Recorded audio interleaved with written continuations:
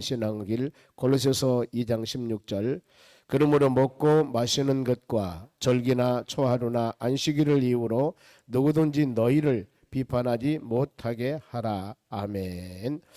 오늘 같이 보실 하나님 말씀은 스가랴서 마지막 장입니다. 14장 스가랴서 마지막 장 14장 1절에서 8절까지 말씀을 교독하도록 하겠습니다. 1325쪽입니다. 먼저 제가 한 절 읽습니다. 여호와 날이 이르리라. 그 날에 너희 재물이 약탈되어 너희 가운데서 나누이리라.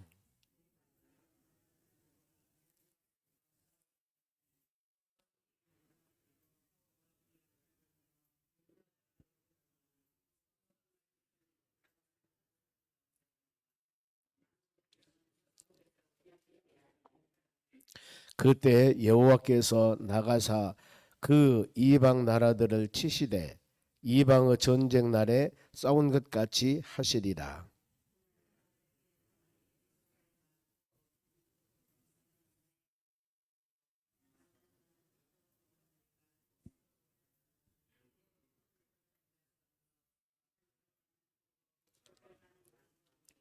그 산 골짜기는 아셀까지 이를지라. 너희가 그 산 골짜기로 도망하되 유다 왕 우시와 때 지진으로 피하여 도망간 것 같이 하리라.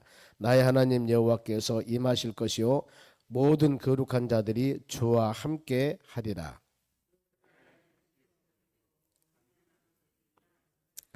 여호와께서 아시는 한 날이 있으리니 낮도 아니요 밤도 아니라 어두워갈 때 빛이 있으리로다. 그 날에 생수가 예루살렘에서 나와서 절반은 동해로 절반은 서해로 흐를 것이라. 여름에도 겨울에도 그리하리라. 아멘. 옆 사람에게 인사합시다. 오늘도 승리합시다. 오늘 하나님 말씀은 예루살렘에 생수가 솟아난다. 8절 말씀입니다. 보면은 스가랴서를 마치면서 하나님의 자녀들에게 하나님께서는 마지막으로 소망을 주십니다. 성경은 항상 그렇습니다. 우리가 아무리 어려운 삶 가운데 산다 하더라도 우리의 마지막 정착지가 어디냐면은 하나님의 나라 천국입니다. 그러니 이 세상 광야 같은 세상을 때에 따라서는 지치고 힘들고 어렵게 인생의 여정을 간다 하더라도 우리 마지막 그곳 바로 요단강 건너서 가나안 땅 들어가듯이 계시록 21장 22장에 기록된 하나님의 천국이 우리에게 영원히 예비되어 있기 때문에 이 나라 소망하며 믿음으로 살 때 물론 현실에서도 위로가 될 것이고 우리 삶 가운데 은혜가 될 줄로 믿습니다. 하나님께서는 1절 2절 말씀을 통해서는 어떤 내용들이냐면은 예루살렘이 원수들에게 침략을 당하고 아무리 어려운 상황을 하더라도 이런 비전과 꿈을 가지라는 겁니다. 즉 바벨론 포로 돌아와서 하나님의 성전을 짓습니다. 스룹바벨 성전 조그맣게 지었습니다. 솔로몬 성전에 비하면 너무나 연약해요. 학교에서 뭐라고 말씀하냐면 너무나 연약합니다. 그랬을 때 바로 이전 성전보다도 이 성전이 더 은혜가 충만할 것이다. 큰 거 중요한 게 아니고 하나님 어떻게 역사하시면 중요하냐. 이것을 학교에서 말씀을 하면서 이제 앞으로 이 성전에서 예배가 드려지고 찬양이 드려지고 주의 은혜가 임할 때 앞으로 하나님의 나라 도래 앞으로 오실 메시아인 예수 그리스도를 바라보면서 믿음으로 소망에 살아라. 이런 내용을 주신 것이 바로 마지막 구약의 스가랴 선지자의 내용입니다. 그러면은 1, 2절 말씀에 아무리 어려운 상황이 있다 할지라도 1절 봅니다. 여호와의 날이 이르리라. 그 날에 너희 재물이 약탈되어 너희 가운데서 나누리라. 성읍이 약탈되고 재물이 뺏겨집니다. 그리고 2절에 이방 나라들이 모아 예루살렘과 싸우리니 성읍이 함락되고 가옥이 약탈되어 부녀가 욕을 당하며 성읍 백성들이 절반이나 사로잡혀 가려니와 남은 백성은 성읍에서 끊어지지 않냐리라. 씨앗은 항상 남겨줍니다. 항상 하나님의 사랑은 여러분 그렇습니다. 세상 힘들고 지치고 어렵고 아무리 어려운 상황, 이 세상은 소돔과 고모라성 같은 곳이야. 그런다 하더라도 하나님은 어느 곳에나 믿음을 향하여 하나님을 향하여 기도하며 간구하는 믿음의 사람은 반드시 있습니다. 그걸 바로 그루터기 미라르 사랑이라고 합니다. 미라 씨앗은 언제나 있어요. 이 세상이 아주 나쁜 세상입니다. 그런다 하더라도 어딘가는 신실하게 말씀과 믿음 안에 사는 사람이 반드시 있다는 겁니다. 우리가 이걸 마음으로 깊이 생각하면서 세상 바라보면 너무나 낙심할 것도 아니고 환경 바라보면 너무나 절망할 것도 아니고, 왜요? 그것을 주관하시고 인도하신 분이 하나님이신데, 그렇죠? 눈이 오고 비가 오고 모든 세상, 지금 전쟁이 일어나고 지금 평화가 되고 막 이런 상황, 어떤 상황이 일어난다 하더라도 결국에 역사하신 분은 하나님이시라는 겁니다. 항상 이것을 우리는 마음으로 믿고 그 하나님 선한 방법으로 인도해 주시라고, 하나님 온전한 뜻을 우리가 알 수 없기 때문에 기도하는 것이 우리 믿음의 자녀들의 사명입니다.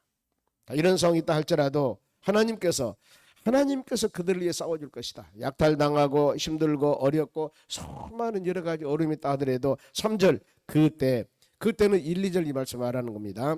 하나님께서 나가사 그 이방 나라들을 치시되, 하나님의 나라를 약탈하고 가옥을 약탈하고 부녀가 욕을 당하고 성읍이 함락당하고 이방 나라들을 통해서 이렇게 많이 어려움을 준다 하더라도 결국에 창조주 하나님께서 일어서서 여호와께서 이방 나라들을 칠 것이다. 결국에 바로 도구로 사용하고 버린 것입니다. 이 왕의 전쟁은 하리 싸운 것 같이 하리라.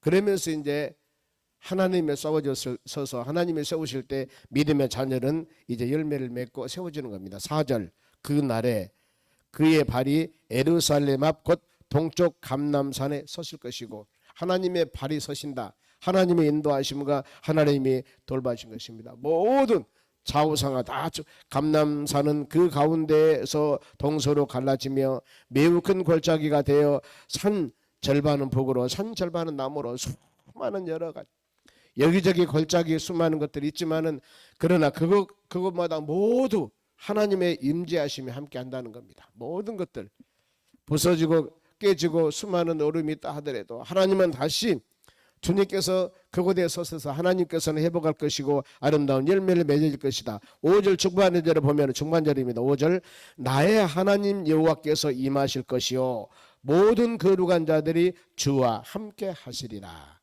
하나님의 임재가 임합니다.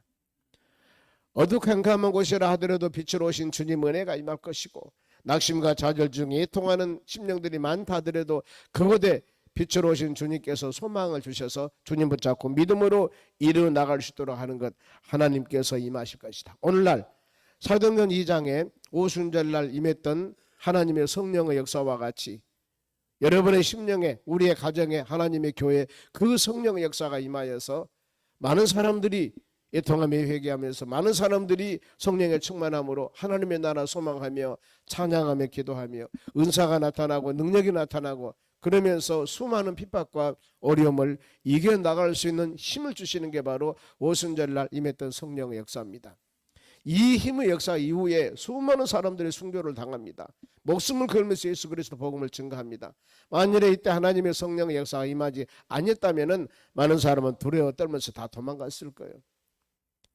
우리 믿음의 자녀들도 마찬가지입니다. 한 생명들마다 하나님의 교회들마다 찬양과 기도와 예배가 성령이 충만해서 이곳에서 말씀을 듣는 모든 성도들이 소망을 가지며 지금 상황이 어떤 상황을 하더라도 우리는 믿는 믿음의 자녀들, 이 세상 나가서 빛의 사명을 감당해야지. 그리고 하나님의 교회가 그 모든 에스겔에서 이 47장 말씀과 같이 하나님의 성전에 선포되는 그 말씀을 통하여서 그곳에서 나오는 생수 강이 흐르는 곳마다 생명이 살아나갑니다.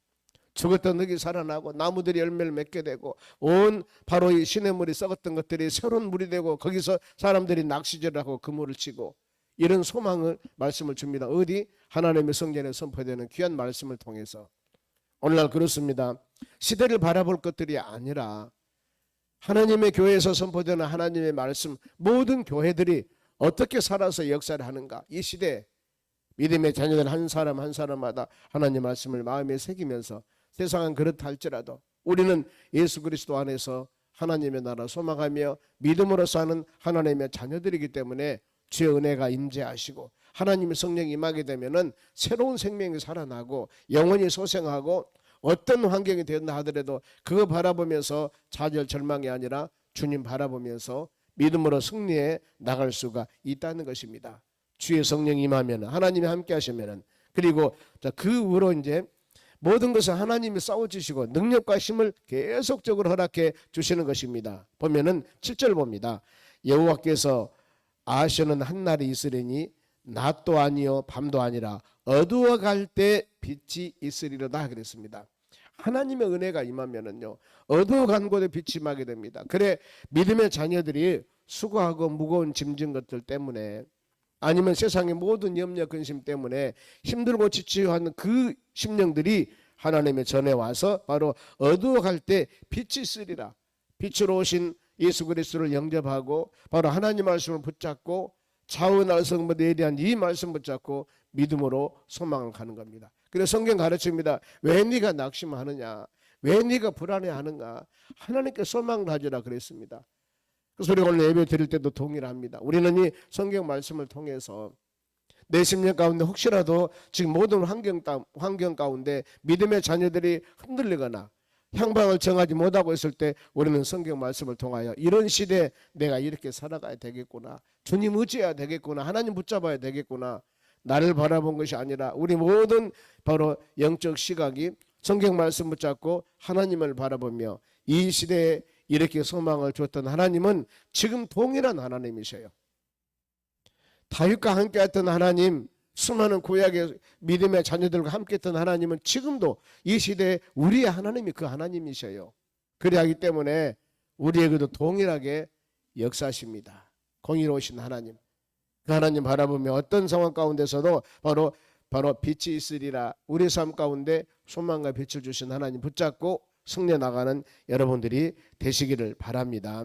그러면서 8절에 오늘 제목입니다. 그날에 생수가 예루살렘에서 솟아나서, 하나님의 생수가 하나님의 교회에서, 하나님의 생수가 하나님의 성전에서 이곳에 선포되는 생수의 말씀을 통하여서 믿음의 심령들이 살아날 때, 그죠? 아무리 어렵고 힘든 상황이라 하더라도 하나님의 교회에 와서 우리가 이 성경 말씀을 붙잡고 이런 시대, 이렇게 어려운 시기였는데 하나님은 그들에게 소망을 주고 능력을 주고 힘을 주어서 이렇게 세상을 이겨나갈 수 있게 하였구나, 이렇게 지치고 힘든 상황이 있는데 이곳에 우리 주님 은혜를 베풀어 주었구나, 어떻게 했을 때 하나님을 의지하고 믿음으로 살아갈 때, 그럼 우리는 이런 귀한 말씀을 통해서 내 신앙을 점검하셔야 되겠죠. 하나님, 우리가 환경 바라보지 말고 하나님 의지하고 믿음으로 나가야 되겠구나. 내게 능력 주신 자 하나님 아버지, 나에게 깨달음을 주시고 이 모든 환경을 담대하게 믿음으로 이겨나갈 수 있도록 빛으로 오신 하나님 세워주시라는 간절한 간구함을 통해서 이루어 주실 줄로 믿습니다. 하나님이 계속적으로 이렇게 싸워주십니다. 능력을 주십니다. 보면은 그래 9절 말씀에도 여호와께서 천하왕이 되시리니, 하나님이 만 세상 천하왕이 되시리니 그 날에 여호와께서 홀로 한 분이실 것이요 그의 이름이 홀로 하나이다. 오직 우리가 의지할 것은 오직 창조주 유일하신 하나님 한 분뿐입니다. 이걸 지금 왜냐하면 수많은 여러 가지 환경을 통해서 그래 하나님만 의지했더니 힘 생기고 능력 생기고 하나님께서 모든 일을 방패가 되어 이루어 주셨구나, 이것을 깨닫게 한다 그 말입니다. 얼마나 감사합니까? 우리는 어떤 상황 가운데 이와 같이 힘주시고 능력 주시고 모든 환경을 이기시게 하고 싸워주시는 하나님 의지하며 믿음으로 살아가야 될 줄로 믿습니다. 그러면 어때? 이렇게 사는 자들에게 11절, 사람이 그 가운데 살며 다시는 저주가 있지 아니하리니 예루살렘, 하나님의 자녀들이 거하는 예루살렘에 평안히 서리로다 그랬습니다. 이렇게 어떤 환경, 즉 서두 1, 2절 말씀 그랬죠. 재물이 약탈당하고 성읍이 함락되고 가옥이 바로에 약탈당하고 수많은 이런 어려움이 있다 하더라도 이것을 이기게 하신 분은 하나님이시다. 근데 그 하나님 붙잡고 우리가 흔들리지 아니하고 주님 의지하고 나갔을 때 이런 은혜, 다시는 저주가 없습니다. 다시는 예루살렘에 바로 앞으로는 평안히 서리로다. 우리 주님과 동행하는 믿음의 삶, 하나님이 우리를 손잡아 주시고 일으켜 주시고 더 나가서 깨닫게 도와주시고 이런 상황이 우리 심령 가운데 임하게 될 때 거기에 놀라운 역사가 임하게 되는 것입니다. 그리고 많은 사람에게 어려움을 줬던 원수들의 세력은 어떨 것인가? 반드시 원수들은 하나님이 징벌을 합니다. 보세요. 그 말씀이 12절입니다. 예루살렘을 친 모든 백성이여 믿음의 자녀들에게 어려움을 줬습니다. 예루살렘을 친 점령하고 함락한 모든 백성이여 여호와께서 내리실 재앙이 이러하니라. 곧 섰을 때 그들의 살을 썩이며, 그들의 살이 썩습니다. 그들의 눈동자가 바로 눈구멍 속에서 썩으며 그들의 혀가 입 속에서 썩을 것이며, 살이 썩고 눈이 썩고 혀가 썩고, 이렇게 하나님께서 그들에게 온전하게 놔주지 않는다 그 말입니다. 성경은 반드시 가르칩니다. 심는 대로 거두리라. 갈라디아서 6장 7절 그랬습니다. 성령을 위해서 성령의 열매를 추구하는 자들은 반드시 이 성령의 열매가, 갈라디아서 5장 22절 쭉 보면은 9가지 성령 열매가 나옵니다만, 이 성령 열매가 우리에게 임하게 되는 거예요. 성령 영을 추구하면, 그러나 육신적인 것을 추구한다면은 갈라디아서 5장 19절에서 15가지가 나오는데, 육신적인 것들을 추구하면은 이 씨앗을 심으면은 육신의 열매가 맺어지는 겁니다. 그래서 우리는 하나님의 전에 와서 예배 드릴 때마다 지금 내가 뿌리고 있는 씨앗이 육신적인 소욕인가, 육신적인 씨앗인가, 아니면은 성령의 씨앗인가, 이걸 잘 분별하면서 우리 모든 살아가는 삶 가운데 성령의 열매를, 성령의 씨앗을 심어서 거기에서 성령의 열매가 주렁주렁 맺는 역사가 일어나야 될 줄로 믿습니다. 혹시라도 맺어지는 그 귀한 것들이 지금 우리가 원치 않은 열매가 맺어진다면, 빨리 그게 잡초라고 한다면은, 밭에서 농사짓는 농부가 내가 좋은 씨앗을 심었는데 그 씨앗이 안 나고 잡초가 납니다. 그럼 어때요? 빨리 그 잡초를 바로 제거해야 됩니다. 그리고 좋은 밭을 만들어서 씨앗을 심어야만이 여기에서 아름다운 열매가 맺어지는 것입니다. 우리의 심령 가운데, 우리의 삶 가운데 지금 보면은 뭔가 모레 우리가 기대했던 하나님의 귀한 씨앗들이 아니라 기대하지 않던 씨앗들이 바로 싹이 난다면 빨리 그것을 제거하고, 우리 심령 가운데도 마찬가지입니다. 하나님 보시기에 합당한 모든 것이 심령에 가득하다면 빨리 회개하고 정결한 마음으로 우리 주님 말씀이 심령에 새겨지고, 바로 하나님과 동행하는 믿음의 삶을 살아갔을 때 여기에서 행하는 일들마다 성령의 주렁주렁 축복의 열매가 맺는 역사가 일어날 줄로 믿습니다.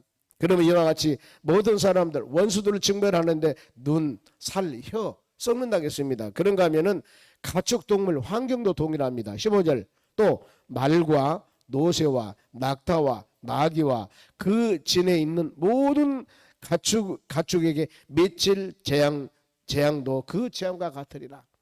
하나님께서는 이렇게 어려움 주는 원수들에게만 직면한 것이 아니라 원수들의 환경까지도 결국에 그 모든 재앙이 미치게 된다 그 말입니다. 그러면은 자, 믿음의 자녀들은 어떻게 할 것인가? 이제 우리는 하나님이 주시는 귀한 말씀을 마음에 새기면서 믿음으로 살아갔을 때 주의 축복이 임하게 되는 것이죠. 그게 바로 16절입니다. 하나님의 축복입니다. 예루살렘을 치러 왔던 이방 나라들 중에 남은 자가 해마다 올라가서, 이 말씀입니다. 그 왕 만군의 여호와께, 하나님이십니다. 그 왕 만군의 여호와께 경배하며 초막절을 지킬 것이다. 하나님을 잘 섬기며 하나님께서 바로 이 절기, 하나님이 했던 절기, 출애굽할 때 유월절입니다. 무교절입니다. 초막절, 40년 광야 생활을 기념하게 지키는 수많은 여러 가지 그 절기, 오늘날 같으면 우리가 주일 성수 잘 하면서 믿음으로 살아가는 것들입니다. 오직 하나님 의지하며 우리는 이런 신앙이 되어져야 돼요. 돌보시고 지키시고 은혜 주신 하나님, 은혜가 마음에 새겨졌을 때 그 하나님을 향하여서 원하는 것이 뭐냐면은, 하나님은 온전하게 믿음 안에 사는 것입니다. 주일 성수 잘 하면서 우리 성도들이 현장에서, 직장에서, 가정에서, 사업장에서 열심히 말씀과 믿음 안에 그 주시는 힘을 가지고 살아가는 것이 하나님의 가장 기뻐하는 것입니다. 그러나 만일에 이런 은혜를 받았음에도 불구하고 이 말씀대로 믿음 안에 살지 아니할 때, 하나님은 항상 그렇습니다. 하나님, 자 18절 봅니다. 만일 애굽 족속에 올라오지 아니할 때에는 비 내림이 있지 아니하리니 여호와께서 초막을 지키려 올라오지 아니하는 이방 나라들의 사람을 치시는 재앙을 그들에게 임하실 것이다. 그랬습니다. 어때요? 하나님이 회복시켜주고 은혜 줬다면 그 은혜를 마음에 새기면서 믿음 안에 말씀 안에 잘 살아가야 됩니다. 그러나 그렇지 아니할 때는 어때요? 하나님의 증거이 있다는 겁니다. 하나님은 항상 양손에 축복과 저주. 그래서 신명기 30장 말씀 보면 그렇습니다. 이제 그들이 신명기라고 해서 가나안 땅 들어가서 한 나라를 이루고 믿음으로 살 텐데 19절이야 말씀에 그래요. 내가 두 가지다. 축복과 바로 저주. 축복과 저주.